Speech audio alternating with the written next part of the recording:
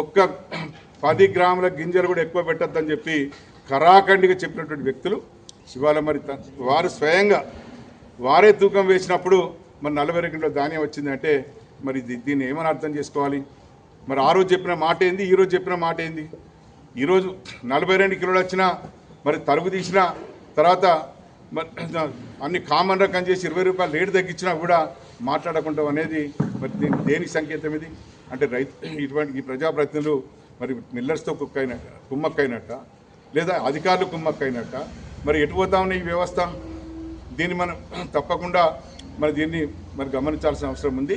జిల్లా యంత్రాంగం దీని మీద మరి శ్రద్ధ వహించి ఇటువంటి తప్పుడు జరిగేటువంటి ప్రదేశాల్లో ఎక్కడెక్కడ జరుగుతున్నాయో దాన్ని తప్పకుండా చర్య తీసుకోవాలి.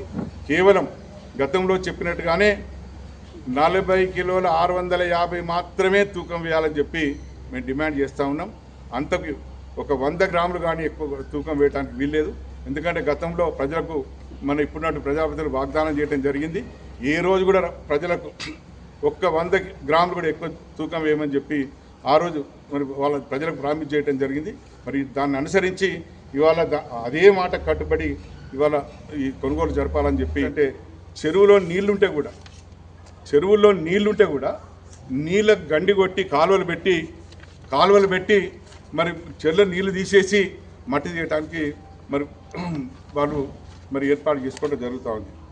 బట్టి ఇది దీంట్లో మరి వార్తాపత్రికలు వచ్చే కథనాలను అనుసరించి బట్టి బాబుల బరి తెగింపు అంటే చెరువులో గండి పెట్టి మరి చెరువుల నీళ్ళు వెళ్ళగొట్టి బడి తీసుకోవడం జరుగుతూ ఉంది.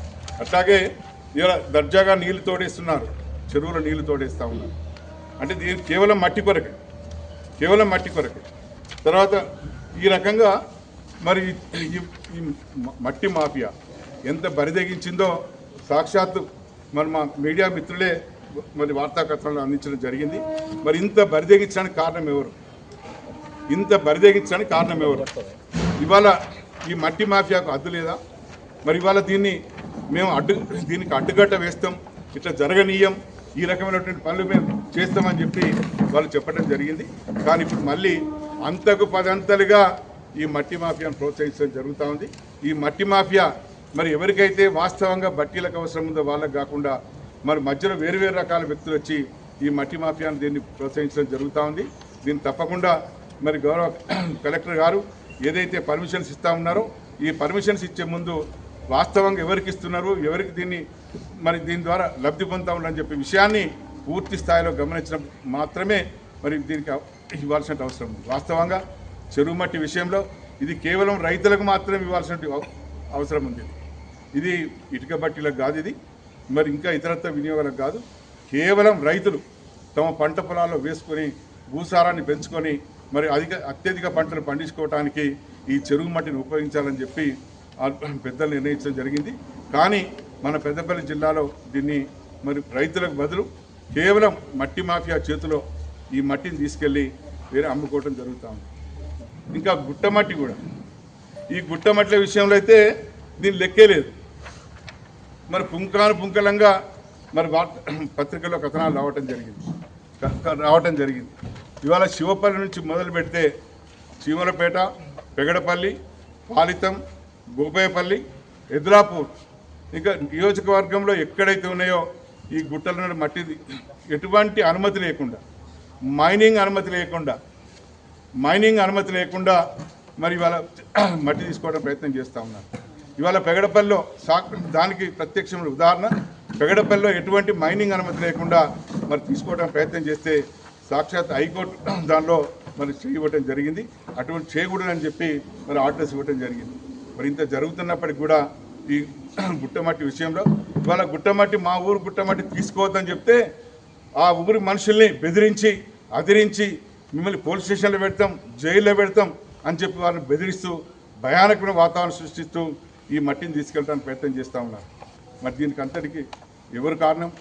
ఎవరి బలం ఇస్తూ ఉన్నారు? ఈ మట్టి మాఫియాకు ఎవరు ఎన్నుకున్నది ఎవరు? దీన్ని ఒకసారి ప్రజలు అర్థం చేసుకోవాలి. గతంలో ఎటువంటి విచ్చలవిడితనం ఉండినా ఒకసారి మనం అర్థం చేసుకోవాల్సిన అవసరం ఉంది. అందుకే ఇప్పటికైనా ఈ యంత్రాంగం మరి జిల్లా యంత్రాంగం ఏదైతుందో ఇటువంటి విచ్చలవిడిగా ఉన్నటువంటి మట్టి మాఫియాను మరి పూర్తి స్థాయిలో అరికట్టాలని చెప్పి మేము డిమాండ్ చేస్తూ ఉన్నాం. వాస్తవంగా ఎటువంటి అనుమతి లేకుండా తర్వాత ఈ చెరువు మట్టి విషయంలో లేదా మట్టి విషయంలో కావచ్చు, చెరువు మట్టి విషయంలో కావచ్చు, ఇవాళ మట్టికి తీసినటువంటి డబ్బు, దాన్ని కట్టే డబ్బు మరి అయితే మైనింగ్ డిపార్ట్మెంట్ ద్వారా మైనింగ్ అకౌంట్లోకి వెళ్ళాలి, లేదా చెరువు మట్టి అయితే ఇరిగేషన్ అకౌంట్లోకి వెళ్ళాలి. కానీ ప్రత్యేక కలెక్టర్ గారు ఒక అకౌంట్ ఏర్పాటు చేసి ఆ కలెక్టర్ అకౌంట్లోకి ఏర్పాటు చేయడం జరుగుతూ ఉంది. దీనివల్ల ఏం జరుగుతూ ఉంది, మన గ్రామాలకు రావాల్సినటువంటి సీనరీ ఏవైతే ఉన్నాయో గ్రామాలకు రాకుండా కేవలం కలెక్టర్ గారు తనకు ఇష్టమైన విధంగా డబ్బులు ఖర్చు పెట్టే అవకాశం ఉంటుంది. ఇది మరి రైతులు గమనించాలి, ప్రజలు గమనించాలి. ఇవాళ నిజంగా మరి మైనింగ్ డిపార్ట్మెంట్ అనుమతి ఇచ్చినట్టయితే మైనింగ్ డిపార్ట్మెంట్ ఏదైతే దాని అకౌంట్ ఉందో ఆ అకౌంట్లోకే డబ్బులు చెల్లించే విధంగా చేయాలి. తద్వారా ఆయా గ్రామాలకు సీనరీ ద్వారా లబ్ధి జరిగేటువంటి అవకాశం ఉంటుంది. మరి దీన్ని కాదని ఇవాళ ప్రత్యేకమైన ఒక అకౌంట్ ఏర్పాటు చేసి కలెక్టర్ అకౌంట్లోకి ఈ డబ్బులు పంపించడం అనేది ఇది పద్ధతి కాదు. దీని ద్వారా గ్రామాలకు రావాల్సినటువంటి సీనరీ ఛార్జెస్ ఏవైతే ఉన్నాయో అవి గ్రామాలకు రాకుండా కలెక్టర్ గారు తనకు వీలైన పద్ధతిలో మరి వీలైన గ్రామాలకు ఇచ్చేటువంటి అవకాశం ఉంటుంది. దీనివల్ల ఈ విషయాలను గమనించి తప్పకుండా మరి కలెక్టర్ గారు, ఈ జిల్లా యంత్రాంగం మరి ఇటువంటి మట్టి మాఫియాను అరికట్టాలి.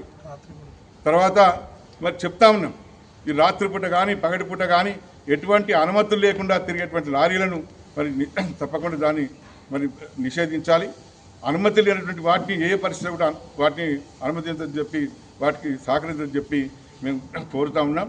కలెక్టర్ గారు తప్పకుండా దీని విషయంలో శ్రద్ధ తీసుకొని ఇటువంటి మట్టి మాఫియాను అరికట్టే విషయంలో ముందుండాలి. అట్లాగే చెరువు మట్టి విషయంలో కేవలం రైతులకు అవసరమైన పద్ధతిలో రైతులు తీసుకున్న తర్వాతనే మిగతా వారికి ఏర్పాటు చేయాలని చెప్పి మేము సందర్భంగా తెలియజేస్తా ఉన్నాం.